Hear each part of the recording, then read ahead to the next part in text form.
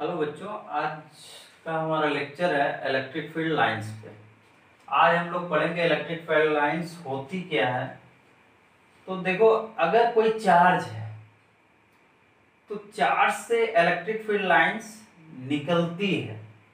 अब ये मैटर करता है कि कौन सा चार्ज होगा, पॉजिटिव होगा कि नेगेटिव होगा। सबसे पहले हम जानेंगे इलेक्ट्रिक फील्ड लाइन वाकई में होता क्या है। इलेक्ट्रिक फील्ड लाइन और बात करें फील्ड लाइंस। फील्ड लाइन तो बहुत तरह की होती है, लेकिन यहाँ पे आपको पढ़ना है इलेक्ट्रिक फील्ड लाइंस।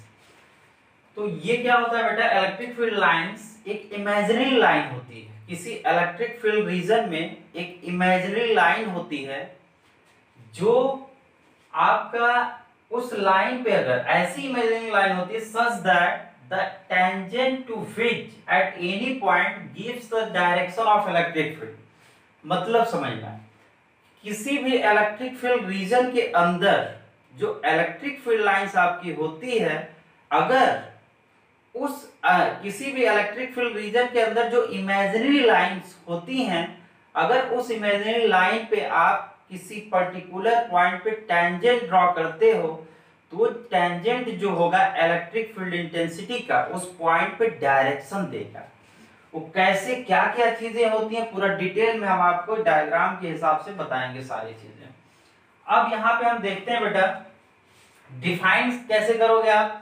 तो आप बोलोगे electric field lines in an electric field region are imaginary lines such that, कैसी इमेजिनरी लाइंस होनी चाहिए, such that the tangent to which at any point, the tangent to which at any point gives the direction of electric field intensity at that point।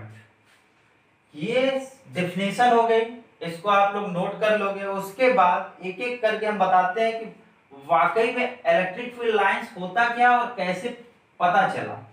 तो जैसे हमने एक suppose positive chest charge लिया, chest charge नहीं, यहाँ पे plus Q amount का एक चार्ज लिया पॉजिटिव।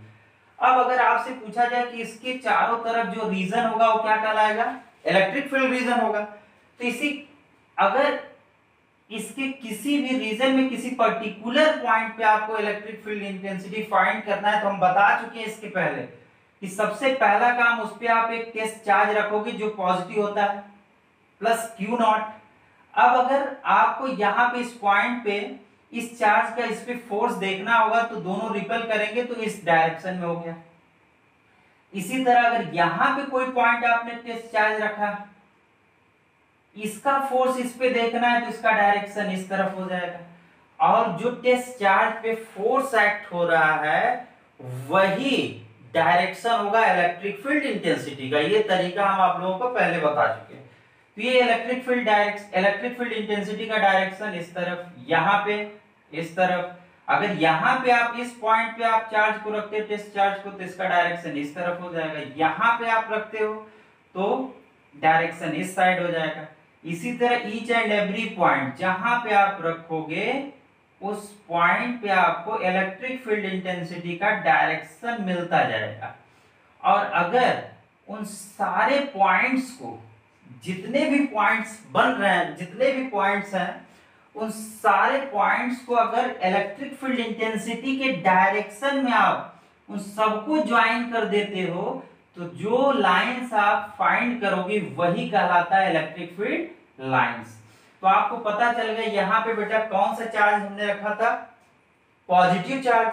तो आप देख रहे हो कि पॉजिटिव चार्ज के केस में डायरेक्शन हमेशा इलेक्ट्रिक फील्ड इंटेंसिटी का क्या होता है, अवे फ्रॉम द चार्ज। इसी वजह से जो पॉजिटिव चार्ज होता है उससे जो electric field lines, electric field intensity का डायरेक्शन अवे होता है, तो उसी तरह से इलेक्ट्रिक फील्ड लाइंस जो होती हैं वो बाहर की तरफ उनका डायरेक्शन होता है। तो आप ये बोलोगे कि पॉजिटिव चार्ज के केस में जो इलेक्ट्रिक फील्ड लाइंस होती हैं वो आउटवर्ड डायरेक्शन में निकलती है ना, रेडियली आउटवर्ड होती है। तो आप बोल सकते हो कि पॉजिटिव चार्ज से इलेक्ट्रिक फील्ड लाइंस क्या होती है, स्टार्ट होती है। जहां से निकलेंगे उसको आप बोलोगे वहां से क्या हो रही है, स्टार्ट हो रही है। अब बात आती है नेगेटिव चार्ज की। तो ध्यान देना बेटा, अगर ये डायग्राम तो आपको समझ में आ गया, हमने पॉजिटिव चार्ज का एग्जांपल लिया। अगर बात करते हैं नेगेटिव चार्ज की, तो यहाँ पे सपोज हमने एक negative sign minus Q amount का चार्ज ले लिया, अगर यहाँ पे इंटेंसिटी आपको चेक करना होगा तो फिर अगेन हम टेस्ट चार्ज रखेंगे और यहाँ पे इंटेंसिटी का डायरेक्शन फाइंड करने के लिए क्या हो जाएगा बेटा, आपको पता है पॉजिटिव नेगेटिव दोनों एक दूसरे को अट्रैक्ट करेंगे, यहाँ पे डायरेक्शन ऐसे हो जाएगा। नेगेटिव चार्ज की इंटेंसिटी के केस में बेटा डायरेक्शन क्या होता है, हमेशा टुवर्ड्स द चार्ज। यहां पे आपने टेस्ट चार्ज रखा तो फिर पॉजिटिव नेगेटिव, तो किस तरफ होगा बेटा, टुवर्ड्स द चार्ज।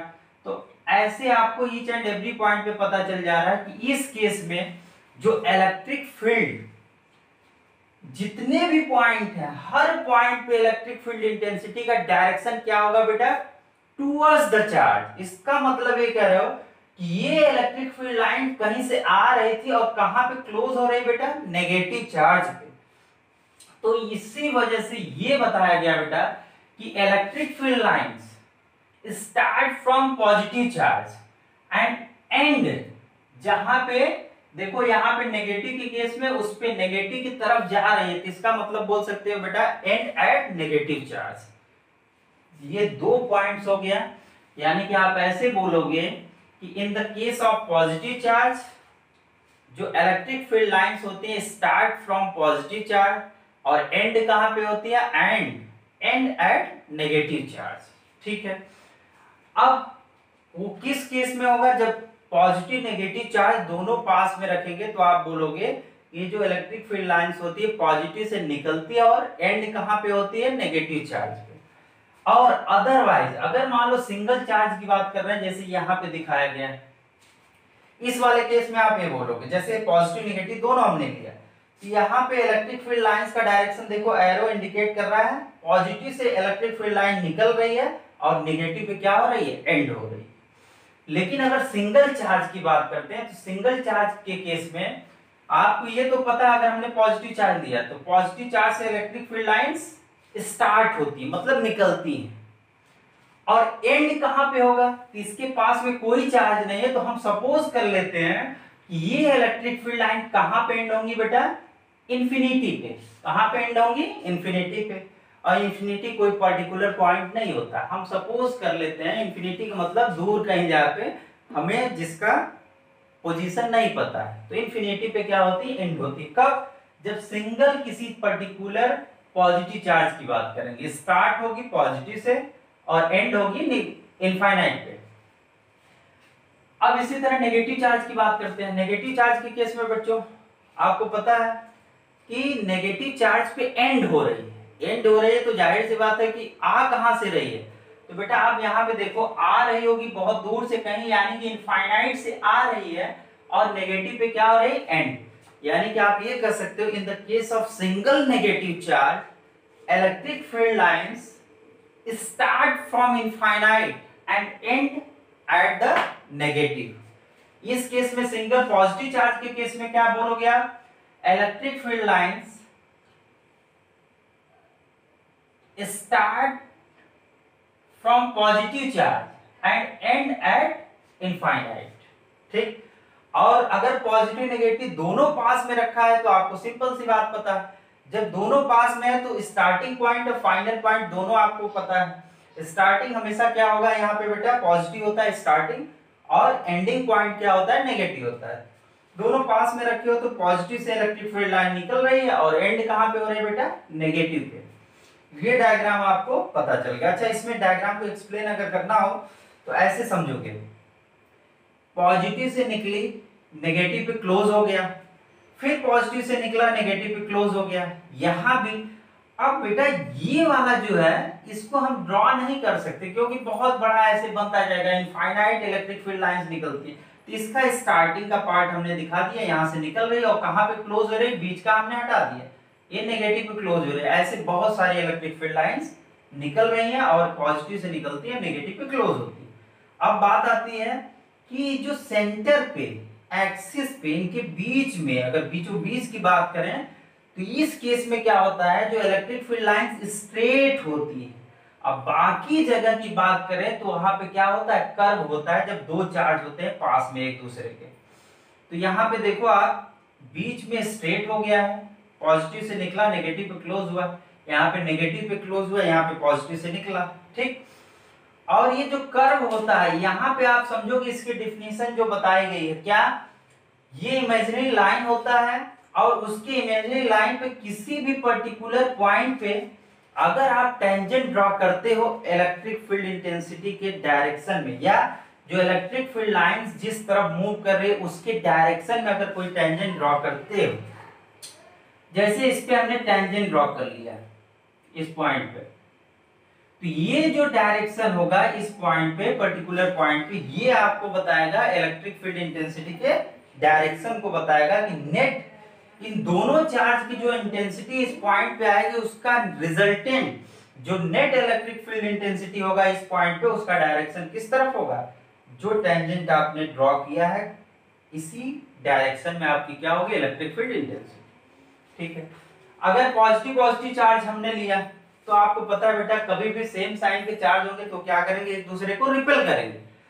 तो यहाँ पे ये पॉजिटिव चार्ज अगर सिंगल लेते हो तो इलेक्ट्रिक फील्ड लाइन ये आपको दिखती है, ये वाला दो हमने पास पास में रख दिया तो आपको पता है कि ये दोनों एक दूसरे को रिपेल करेंगे, जिसकी वजह से ये इलेक्ट्रिक फील्ड लाइन ऐसे रेडियली आउटवर्ड निकलना चाहिए था, लेकिन ये स्ट्रेट लाइन के फॉर्म में नहीं निकलेगा क्योंकि ये दोनों एक दूसरे को रिपेल करके दबा देंगे थोड़ा सा, तो ये कर्व का शेप मिल गया, ठीक है ना। अब बीच में इलेक्ट्रिक फील्ड लाइंस कोई भी नहीं होगी, यहाँ पे आपको दिख रहा है यहाँ पे कोई इलेक्ट्रिक फील्ड लाइंस नहीं है, तो इसका मतलब यहाँ पे नेट इलेक्ट्रिक फील्ड इंटेंसिटी अगर फाइंड करोगे तो यहाँ पे इलेक्ट्रिक फील्ड इंटेंसिटी क्या हो जाएगी, 0 हो जाएगी।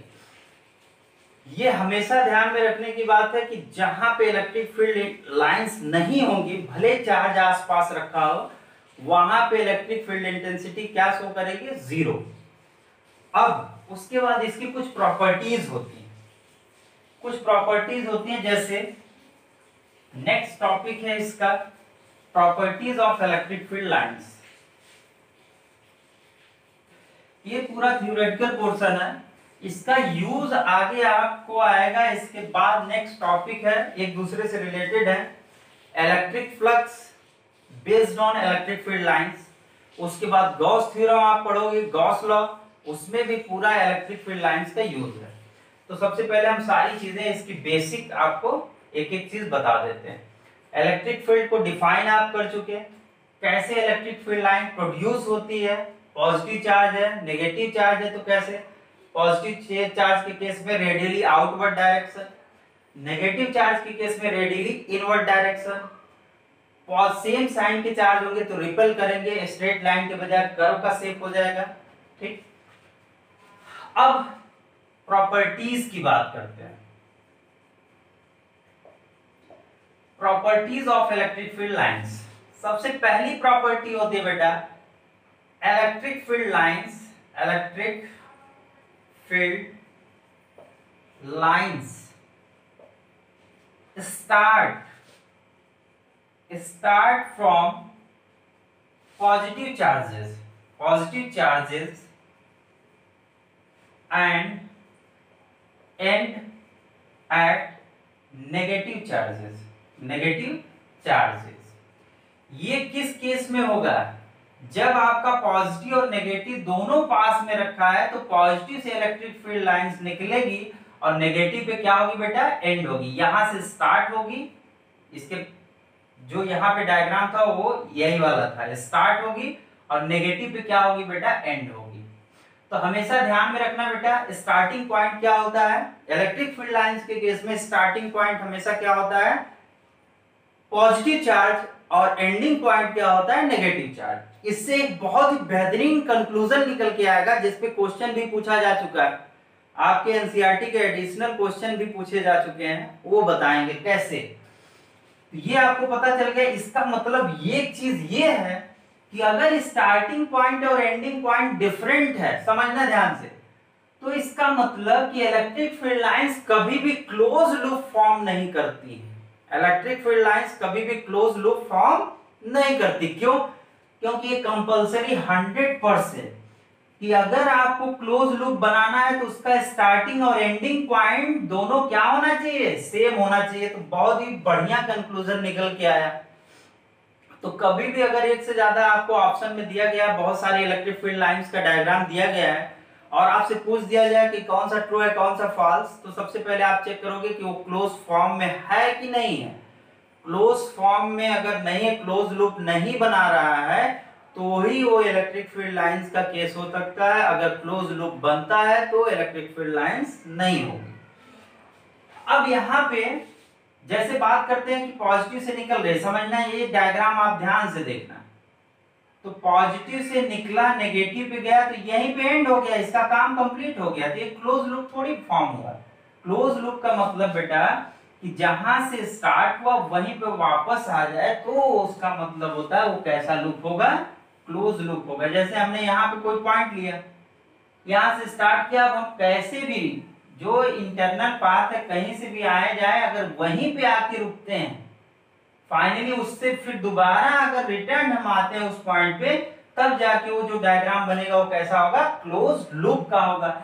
यानी कि ये कंपलसरी एक क्लोज लूप फॉर्म करने के लिए स्टार्टिंग और एंडिंग पॉइंट दोनों सेम होना चाहिए। तो ये चीज अगर आपको पता चल गया, पहला प्रॉपर्टी क्या होता है, अगर पॉजिटिव नेगेटिव चार्ज दो नेचर के पॉजिटिव नेगेटिव दोनों पास पास में रखें, उस केस की बात करते हैं। इलेक्ट्रिक फील्ड लाइंस हमेशा स्टार्ट होती है from positive charge and and होती है एट द नेगेटिव चार्ज। अब इसी में अगर मान लो सिंगल चार्ज की बात करते हैं, फॉर अ सिंगल चार्ज, ये तो हो गया दो चार्ज की बात किया, पॉजिटिव नेगेटिव जब दोनों पास में। For a single charge, single charge अगर पॉजिटिव चार्ज है, तो पॉजिटिव चार्ज के केस में बेटा स्टार्टिंग पॉइंट तो ये होगा स्टार्टिंग पॉइंट, और एंडिंग पॉइंट क्या होगा, इनफाइनाइट होगा। यानी कि स्टार्ट होगा, अगर सिंगल चार्ज पॉजिटिव चार्ज जैसे यहाँ पे रखा गया है, तो यहाँ पे स्टार्टिंग पॉइंट तो पॉजिटिव चार्ज हो जाएगा और एंडिंग पॉइंट क्या होगा, इनफाइनाइट। इसी तरह अगर negative charge single charge negative रखा गया है, तो उस केस में ये जो नेगेटिव हमेशा एंडिंग पॉइंट होता है, तो ये एंडिंग पॉइंट हो गया, तो स्टार्टिंग पॉइंट क्या होगा बेटा, तो स्टार्टिंग आपको सिंपल सी बात पता है, दोनों में से एक होगा, ये क्या होगा, starting infinite. Starting point infinite होगा और एंडिंग पॉइंट क्या होगा, नेगेटिव चार्ज होगा। ठीक, तो आप बोल सकते हो for a single charge it may be, इसके आगे आप लिखोगे for a single charge it may be. अब मैटर करता है मे बी क्यों लगाया गया, क्योंकि हो सकता है पॉजिटिव हो या negative. For a single charge it may be start और एंड, स्टार्ट और एंड एट इनफाइनाइट। यानी कि अगर सिंगल चार्ज है तो उस केस में ये जो इलेक्ट्रिक फील्ड लाइंस है मे बी स्टार्ट इनफाइनाइट से हो या एंड इनफाइनाइट पे हो। कैसे, अगर मान लो स्टार्ट की बात करते हैं, तो आपको पता है स्टार्ट पॉजिटिव तो होगा नहीं, स्टार्टिंग पॉइंट क्या होता है बेटा, इनफाइनाइट होता है। हमेशा ये भी नोट कर लेना, स्टार्टिंग पॉइंट हमेशा इनफाइनाइट होगा या पॉजिटिव चार्ज होगा, एंडिंग पॉइंट हमेशा इनफाइनाइट होगा या नेगेटिव चार्ज होगा। तो यहां पे बोला गया स्टार्ट फ्रॉम नेगेटिव, अगर नेगेटिव से स्टार्ट हो रहा है, ठीक, तो एंड कहां पे होगा बेटा, पॉजिटिव चार्ज। तो ये बात आ गई, स्टार्ट कब होगा, जब नेगेटिव चार्ज होगा, तो उस केस में नेगेटिव चार्ज के केस में जो इलेक्ट्रिक फील्ड लाइंस है वो स्टार्ट होगी इनफाइनाइट से, और एंड कहां पे होगी, जाहिर सी बात है नेगेटिव एंडिंग पॉइंट है। लेकिन अगर पॉजिटिव चार्ज है तो उस केस में एंड कहां पे होगी बेटा, इनफाइनाइट पे। तो ये चीज हो गया आपका। एक बार फिर से डायग्राम को देखना बेटा, अगर सिंगल चार्ज की बात करते हैं तो पॉजिटिव चार्ज है, स्टार्टिंग चार्ज से होगा पॉजिटिव चार्ज से, एंड कहां पे होगा, इनफाइनाइट। यहां पे बात करते हैं, यहां पे स्टार्टिंग इनफाइनाइट से होगा और एंड कहां पे होगा, नेगेटिव चार्ज पे। ठीक है, सेकेंड प्रॉपर्टीज की बात करते हैं। सेकेंड प्रॉपर्टी क्या होता है इसका, अब टू फील्ड लाइंस, अगर एक से ज्यादा फील्ड लाइंस है, अगर एक से ज्यादा फील्ड लाइन है, इलेक्ट्रिक फील्ड लाइंस या कोई भी फील्ड लाइन, ये कंपलसरी है कि अगर एक से ज्यादा इलेक्ट्रिक फील्ड लाइंस है तो वो एक दूसरे को कभी भी इंटरसेक्ट नहीं करती। कैसे, क्या क्या चीजें होती हैं अभी बताते हैं, एक्सप्लेन करते हैं। यहाँ पे आप लिख लेना, to electric field lines, two electric field lines can never intersect to each other, यानी कि ये कंपलसरी कभी भी दो इलेक्ट्रिक फील्ड लाइंस एक दूसरे, दो या दो से ज्यादा कोई भी इलेक्ट्रिक फील्ड लाइंस कभी एक दूसरे को इंटरसेक्ट नहीं करती। क्यों ऐसा? क्योंकि सपोज हमने एक इलेक्ट्रिक फील्ड लाइंस ये ले लिया, दूसरा ये ले लिया, दोनों मान लो सपोज यहाँ पे एक दूसरे को इंटरसेक्ट किए इस पर्टिकुलर पॉइंट पे। अगर ये पहली इलेक्ट्रिक फील्ड लाइंस है, ये दूसरी इलेक्ट्रिक फील्ड लाइंस है और ये पॉइंट है, इस पॉइंट की बात करते हैं। फर्स्ट इलेक्ट्रिक फील्ड लाइंस के केस में अगर मान लो सपोज ये इलेक्ट्रिक फील्ड लाइंस ऐसे मूव कर रही है, फर्स्ट के केस में अगर सपोज हमने जो है टेंजेंट ड्रॉ किया इस पॉइंट पे, फर्स्ट इमेजिनरी लाइन पे, जो फर्स्ट इलेक्ट्रिक फील्ड लाइन है उस पे अगर हम टेंजेंट ड्रॉ करते हैं in the direction of movement of electric field line के डायरेक्शन में अगर हम टेंजेंट ड्रॉ करते हैं इस पॉइंट पे, तो वहां पे इलेक्ट्रिक फील्ड इंटेंसिटी का डायरेक्शन ये हो जाएगा। सेकेंड इमेजिनरी लाइन पे अगर हम यहाँ पे टेंजेंट ड्रॉ करते हैं तो वहां पे इलेक्ट्रिक फील्ड इंटेंसिटी का डायरेक्शन ये हो जाएगा। बेटा किसी भी पर्टिकुलर पॉइंट पे एक ही फिजिकल क्वांटिटी, जैसे इलेक्ट्रिक फील्ड लाइंस की यहाँ बात कर रहे हैं, इलेक्ट्रिक फील्ड इंटेंसिटी की बात कर रहे हैं, तो इसी पर्टिकुलर पॉइंट पे इलेक्ट्रिक फील्ड इंटेंसिटी के दो डायरेक्शन कभी भी पॉसिबल नहीं, क्योंकि फाइनली जो रिजल्टेंट आपका इस पॉइंट पे रिजल्टेंट इंटेंसिटी आएगी, नेट इलेक्ट्रिक फील्ड इंटेंसिटी आएगी, उसका केवल एक ही डायरेक्शन होगा। और यहाँ पे आप देख रहे हो अकॉर्डिंग टू डिफिनेशन क्या बताया गया है बेटा कि जो टेंजेंट होगा वो इलेक्ट्रिक फील्ड इंटेंसिटी के डायरेक्शन को देगा। तो यहाँ पे आपने दोनों पे टेंजेंट ड्रॉ कर दिया और दोनों के केस में डायरेक्शन दोनों अलग अलग आए, तो एक से ज्यादा इलेक्ट्रिक फील्ड इंटेंसिटी का एक से ज्यादा डायरेक्शन पॉसिबल नहीं है। इस वजह से किसी दो या दो से ज्यादा इलेक्ट्रिक फील्ड लाइंस कभी भी एक दूसरे को इंटरसेक्ट नहीं करती। ये आपकी सेकंड प्रॉपर्टी हो गई। अब उसके बाद थर्ड प्रॉपर्टी की बात करते हैं। तो आप वही सारी चीजें electric field lines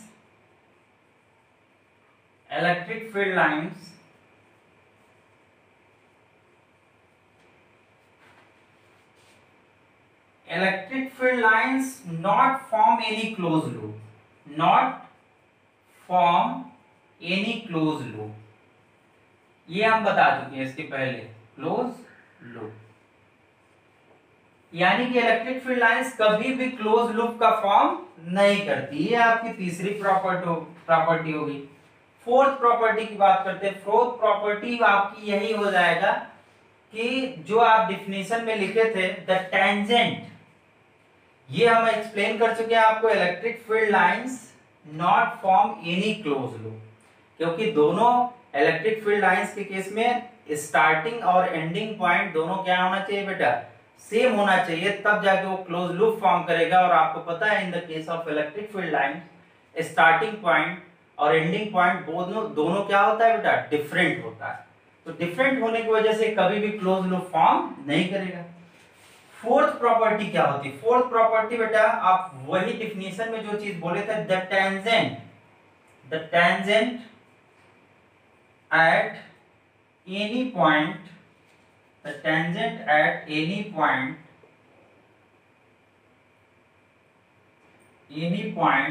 of the electric field line of the electric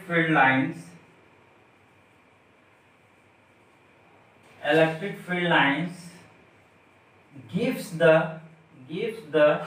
direction of electric field intensity, gives the direction of electric field intensity, electric field बोल सकते हो। यानी कि किसी इमेजिनरी लाइन जो इलेक्ट्रिक फील्ड लाइन है उसके किसी भी पर्टिकुलर पॉइंट पे अगर आपको इलेक्ट्रिक फील्ड इंटेंसिटी का डायरेक्शन चेक करना है तो उस पॉइंट पे आप टेंजेंट ड्रॉ करो और टेंजेंट आपको देगा किसका, इलेक्ट्रिक फील्ड इंटेंसिटी का, उस पॉइंट पे डायरेक्शन को बताएगा। जैसे हम इसके पहले भी एक्सप्लेन कर चुके हैं। जैसे ये सपोज यहाँ पे हम लेते हैं, ये कर्व है, तो यहाँ पे अगर इलेक्ट्रिक फील्ड इंटेंसिटी इस पे टेंजेंट ड्रॉ करो इस पॉइंट पे, और ये जो डायरेक्शन होगा वो किसका होगा, इलेक्ट्रिक फील्ड इंटेंसिटी का डायरेक्शन होगा। तो ये कर्व के शेप में ही आपको फाइंड करना होगा, ठीक है ना। अगर स्ट्रेट लाइन है, जैसे सिंगल चार्ज यहाँ पे स्ट्रेट लाइन का फॉर्म हो रहा है, एक से ज्यादा चार्ज जब आपस में आएंगे तभी कर्व फॉर्म करेगा, नहीं तो अगर सिंगल चार्ज है तो एकदम स्ट्रेट होगा। तो यहाँ पे आप किसी भी पर्टिकुलर पॉइंट पे टेंजेंट ड्रॉ करते हो तो उसका डायरेक्शन आपको इजीली पता चल जाएगा, है ना। एक क्योंकि ऑलरेडी स्ट्रेट लाइन होता है, स्ट्रेट लाइन पे अगर किसी भी पॉइंट पे टेंजेंट ड्रॉ करते हो तो स्ट्रेट ही होता है, उसी लाइन के अलोंग होता है। और कर्व के केस में टेंजेंट ड्रॉ करना वो थोड़ा सा उससे आप ज्यादा क्लियर होगा। यहाँ पे कर्व है तो ये अगर इस पे टेंजेंट ड्रॉ करते हो तो ये किसको देगा, इलेक्ट्रिक फील्ड लाइंस को। ये 4 प्रॉपर्टी होगी, वेरी इंपॉर्टेंट है, पूछा जाता है, तो इसको आप सारी प्रॉपर्टी को लर्न कर लेना। अब उसके बाद एक लास्ट प्रॉपर्टी है, इंपॉर्टेंट है, क्या है कि जैसे अब हम यहाँ पे एक एग्जांपल लेते हैं, जैसे मान लो प्लस क्यू चार्ज, यहाँ से इलेक्ट्रिक फील्ड लाइन, किसी भी चार्ज से infinite electric field lines form होती है। जैसे यहाँ की बात करें, ये इलेक्ट्रिक फील्ड लाइन, तो बेटा आपको एक चीज पता है, इलेक्ट्रिक फील्ड इंटेंसिटी चार्ज से करीब, किसी पॉइंट पे चार्ज के करीब अगर किसी पॉइंट पे इलेक्ट्रिक फील्ड इंटेंसिटी की बात करते हैं तो वहां पे क्या होती है, मैक्सिमम होती है, और चार्ज से दूर इलेक्ट्रिक फील्ड इंटेंसिटी क्या होती है, मिनिमम होती है। तो इसको डेंसिटी से रिलेट किया गया है। डेंसिटी सबसे पहले बता दें क्या होता है बेटा, कई सारे पार्टिकल हैं, उनकी डेंसिटी जो होती है उनके पार्टिकल्स की क्लोजनेस को बताता है कि वो पार्टिकल्स कितने क्लोज हैं। अगर पार्टिकल्स एक दूसरे से बहुत ज्यादा क्लोज हैं तो उसका मतलब वहां पे डेंसिटी क्या है, ज्यादा है। दूर है अगर पार्टिकल, उनके बीच में गैप ज्यादा है तो वहां पे डेंसिटी क्या है, कम है। इलेक्ट्रिक फील्ड लाइंस की बात करते हैं, यही एग्जांपल आप देख लो, यहाँ पे जो डायग्राम बनाया गया है, पास में रहोगे तो इलेक्ट्रिक फील्ड लाइंस देखो बेटा, यहाँ पे पास पास पास, अगर चार्ज के पास की बात करते हैं, नजदीक की बात करते हैं, तो इस केस में इलेक्ट्रिक फील्ड लाइंस के बीच का जो गैप है वो क्या है, बहुत ही कम है। इसका मतलब आप कह सकते हो यहाँ पे जो इलेक्ट्रिक फील्ड लाइंस का डेंसिटी है, उनकी क्लोजनेस जो है ज्यादा है। और आपको ये भी पता है कि अगर पास में होते हो तो चार्ज के पास में इलेक्ट्रिक फील्ड इंटेंसिटी मैक्सिमम होती है। तो इलेक्ट्रिक फील्ड इंटेंसिटी भी मैक्सिमम और डेंसिटी भी मैक्सिमम। दूर जाते हैं, दूर जाने पे इलेक्ट्रिक फील्ड लाइंस क्या हो गई, एक दूसरे से बहुत दूर दूर हो गई, यानी कि डेंसिटी क्या होगी इनकी, रिलेटिव डेंसिटी क्या होगी बेटा, कम होगी। तो इलेक्ट्रिक फील्ड इंटेंसिटी भी कम होगी क्योंकि दूर जा रहा है। तो उसी को एक दूसरे से रिलेट कर दिया गया, क्योंकि आपने देखा डेंसिटी ज्यादा तो इलेक्ट्रिक फील्ड इंटेंसिटी ज्यादा, डेंसिटी कम तो इलेक्ट्रिक फील्ड इंटेंसिटी कम। तो उसी चीज को बताया गया कि जहां पे इलेक्ट्रिक फील्ड लाइंस की रिलेटिव डेंसिटी, रिलेटिव का मतलब एक दूसरे के रेस्पेक्ट में ही फाइंड करोगे, रिलेटिव डेंसिटी अगर ज्यादा होती है उस केस में वो बताएगा कि वहां पे इलेक्ट्रिक फील्ड इंटेंसिटी क्या है आपकी, ज्यादा, मैक्सिमम है। तो बेटा आप बोल सकते हो द क्लोजनेस और relative density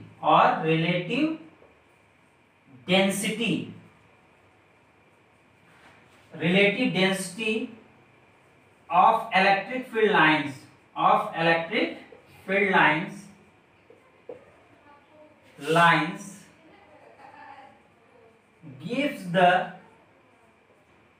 gives the idea of electric field intensity या इलेक्ट्रिक फील्ड। यानी कि बेटा द क्लोजनेस और relative density of electric field lines gives the idea of electric field intensity. यानी इसका मतलब यहां पे लिख सकते हो, इफ रिलेटिव डेंसिटी मोर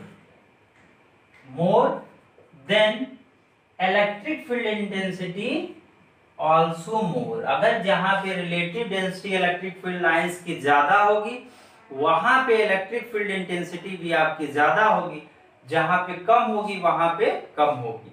और रिलेटिव डेंसिटी का मतलब ऐसे आप समझ सकते हो कि जहां पे इलेक्ट्रिक फील्ड लाइंस पास में होंगी वहां पे इलेक्ट्रिक फील्ड इंटेंसिटी मैक्सिमम होगी, जहां पे दूर होंगी एक दूसरे से गैप पे होंगी तो वहां पे इलेक्ट्रिक फील्ड इंटेंसिटी मिनिमम होता है। ये आपका पूरा टॉपिक क्या हो गया, कंप्लीट हो गया। इलेक्ट्रिक फील्ड लाइंस पूरा कंप्लीट हो गया। अब इसके बाद नेक्स्ट लेक्चर में हम लोग जानेंगे इलेक्ट्रिक फ्लक्स के बारे में।